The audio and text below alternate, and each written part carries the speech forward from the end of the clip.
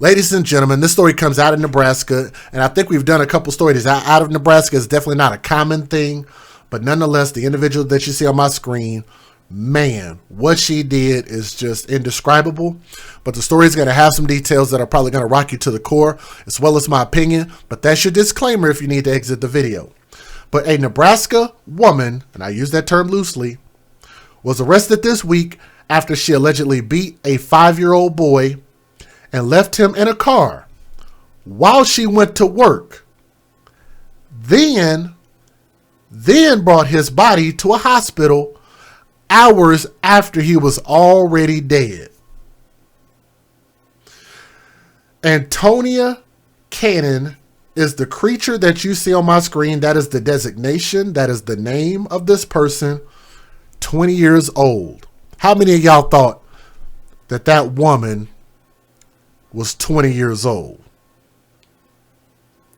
I would have thought she would have been my classmate. Easily 40 years old. I thought she could have been my high school classmate. 20 years old. That's a hard 20. But Antonia Cannon, 20 years old, was taken into custody on Thursday and charged with homicide and intentional child abuse in the death of Jaylen Hearns. Again, Jaylen Hearns, Jaylen, Hearns, Hearnes, 5 years old. I was not able to find any pictures anywhere. So if you guys find a picture, send it to my email, theafcmatters@gmail.com. Don't worry about as far as presenting a danger to the kid, because when they pass away, it's no longer a danger to these kids. So I would at least like to put some respect on this kid's name with the picture.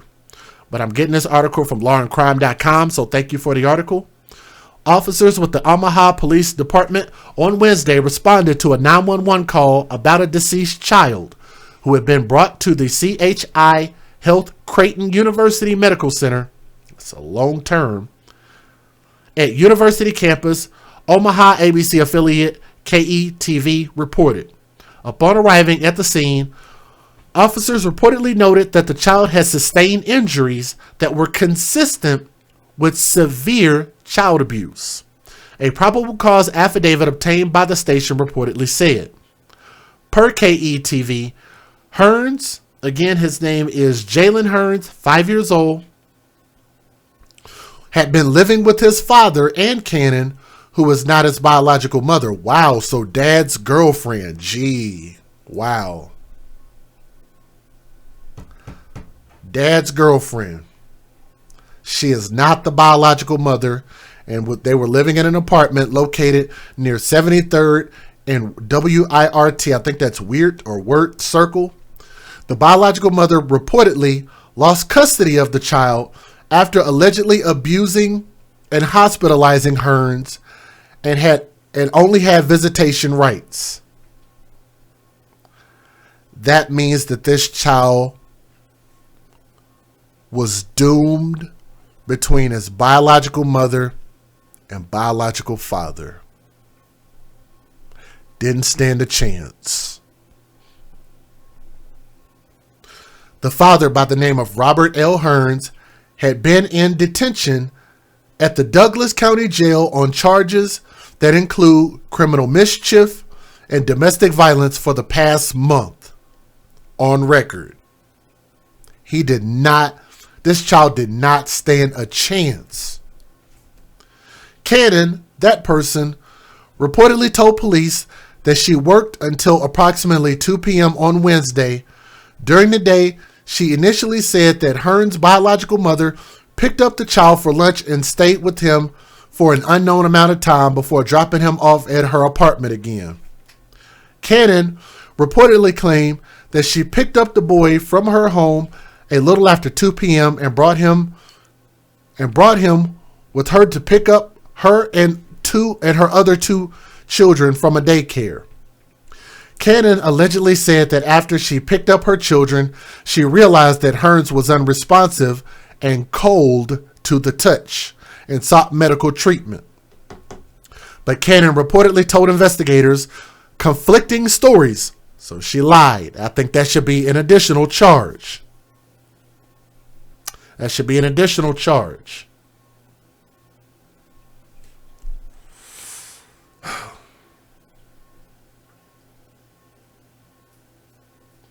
She later claimed that she left Hearns in the care of her 12-year-old sister while she went to work, the reports indicate. So trying to blame this on somebody else and blame it on another child. That's sad. However, Kennan's sister allegedly told police she did not babysit Hearns on Wednesday and had last seen the boy alive on Tuesday. Prosecutors painted a very different picture during a preliminary hearing in the Douglas County District Court on Friday, reportedly claiming that Cannon had actually beat the child inside of her apartment, then put him in a car and left him to die while she went to work at a restaurant.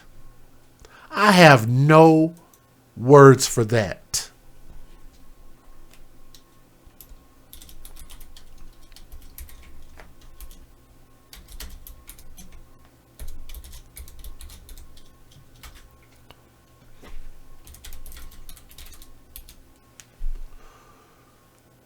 I don't even understand the abuse of the child, the neglect of the child, the callousness of this. Then you can go to work and just leave a child bleeding and dying in your car?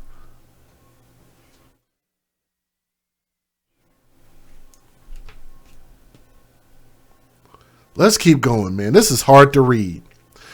The initial results of an autopsy showed that Hearns was beaten to death and sustained non-accidental abdominal hemorrhaging that would cause unconsciousness and death in a short period of time.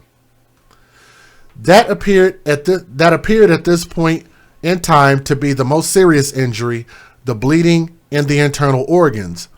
But he had other bruising and apparent trauma that the child suffered. Officials obtained and executed a search warrant on Cannon's home and reportedly found blood and blood spatter along with a splintered striking instrument. They refer to it as a striking instrument. That could be anything. That prosecutors believe to be the weapon Cannon allegedly used to repeatedly strike Hearns.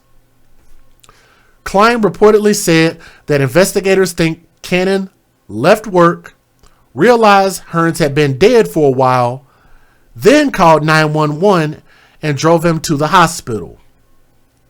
The child had been dead for some period of time, Klein reportedly said, adding, and this part is very hard to read, so y'all might want to brace yourselves.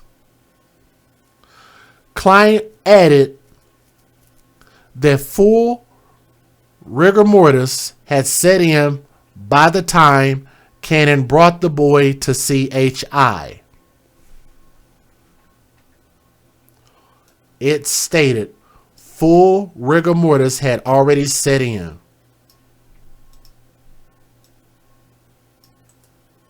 I've heard of this before, but I'm not super familiar with it. I'm going to Google search this real quick. But fully developed rigor mortis is an easily identifiable and reliable indicator that death has occurred. The time of onset is variable, but is usually considered to appear between 1 to 6 hours, average 2 to 4 hours after death. Depending on the circumstances, rigor mortis may last for a few days to several days.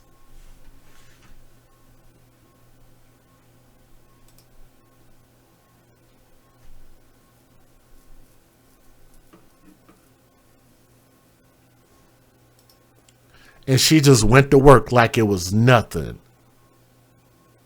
I don't think there is a soul in this individual's body. Cannon's 3-year-old daughter reportedly told investigators that Mama whooped JH. So these children believe that these alleged spankings and whoopings, watching a child beat to death, is equivalent to a spanking. And again, I'll say this to anybody in 2022 that is still spanking their children. I believe that anybody who spanks their children are horrible individuals and they should not be parents. Flat out. That is a blanket statement on all human beings who believe that spanking of children is okay. If you cannot use your mind to teach and develop children and you have to be physical with them, again, I'll say it again, you are not suitable to be a parent. And I want you guys to remember that I am a man who comes from a history of spanking. I understand the history of spanking, and I know that, especially in my family, it didn't come out of hate. It came out of teaching, and we just believe that that was the proper course of action to correct the behavior of children. But I'm telling you now, stop it. Thank you. Stop it. What is evolution for if we won't get better? It is derived from slavery. And if slavery was so bad, why do we continue to inflict these institutions of pain and fear against children? Stop it.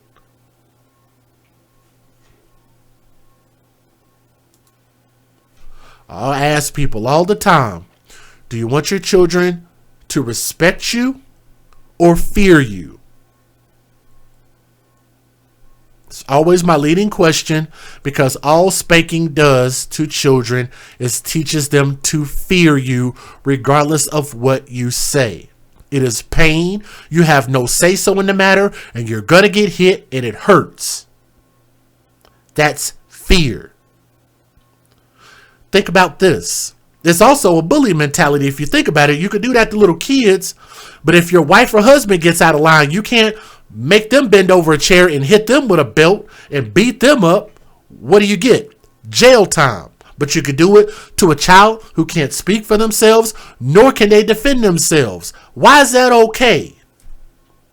But you can't do it to an adult who can actually stop you and they could actually defend themselves.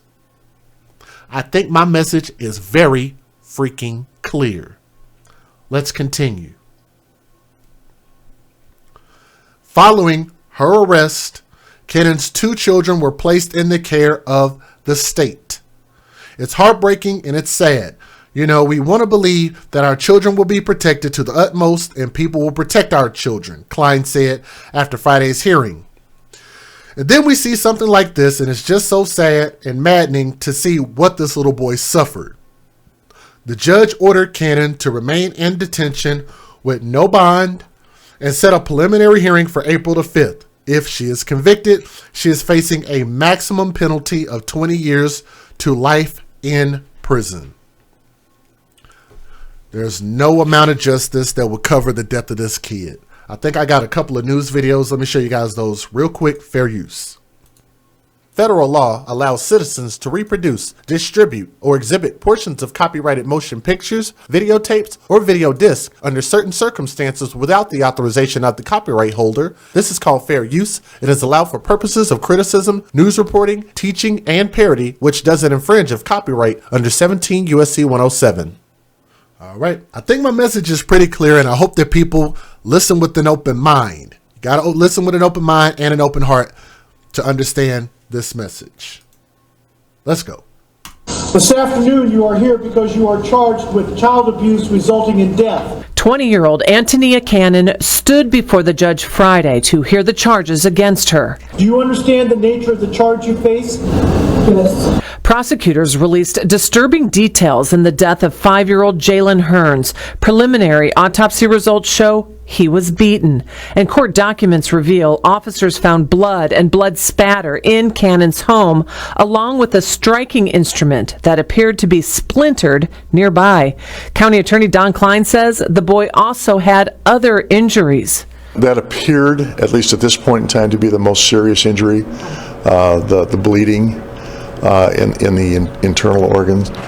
But there are others bruising, and apparent trauma that the child suffered. Klein says they also believe Cannon had the boy inside her car while she was at work at a restaurant for possibly 4 hours Wednesday morning. They're putting together a timeline with GPS from her phone, the 911 call she made, and when she arrived with Jalen at the emergency room at Creighton University Medical Center.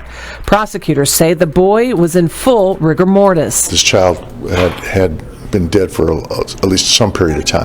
Bond for this woman arrested in the death of a 5-year-old boy. Thanks for joining us here tonight. I'm David Earl. Prosecutors call the alleged crimes heinous.